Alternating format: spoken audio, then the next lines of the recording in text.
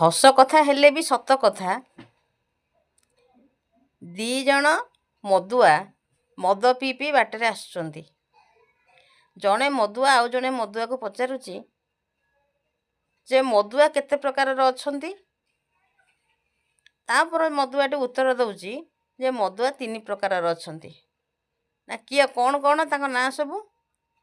ନା ଗୋଟେ ହେଲା ସ୍ୱାଭିମାନୀ ମଦୁଆ, ଗୋଟେ ହେଲା ସମୟାନୁବର୍ତ୍ତୀ ମଦୁଆ, ଆଉ ଗୋଟେ ହେଉଛି ନିକୃଷ୍ଟ ମଦୁଆ। ନା ସ୍ୱାଭିମାନୀ ମଦୁଆଟା ତ ମୁଁ ବୁଝିପାରିଲି ଯେ କି କାହାଠୁ କିଛି ପଇସା ପତ୍ର ନିଏନି, ସେ ତାର ନିଜେ ନିଜେ ମଦ ପିଇକି ଖୁସି ହୁଏ। ସମୟାନୁବର୍ତ୍ତୀ ମଦୁଆଟା ବି ବୁଝିପାରିଲି ଯିଏକି ସମୟ ଅନୁପାତରେ ପିଇବା କଥା, ସେଇ ସମୟରେ ସେ ତାର ଆରେଞ୍ଜ କରି ରଖିଥିବ, ସେ ମଦଟାକୁ ବି ସେ ପିଇପାରିବ। ଆଚ୍ଛା, ତୁ ଯେଉଁ ନିକୃଷ୍ଟ ମଦୁଆଟି କହିଲୁ ତାର ଗୋଟେ ଉଦାହରଣ ଦେଲୁ ମୋତେ, ମୁଁ ସେଇଟା ବୁଝିପାରିଲିନି। ନା ସିଏ ହେଉଛୁ ତୁ? ଏ ପଚାରିଲା ମୁଁ ହେଉଛି ନିକୃଷ୍ଟ ମଦୁଆ। କେମିତି?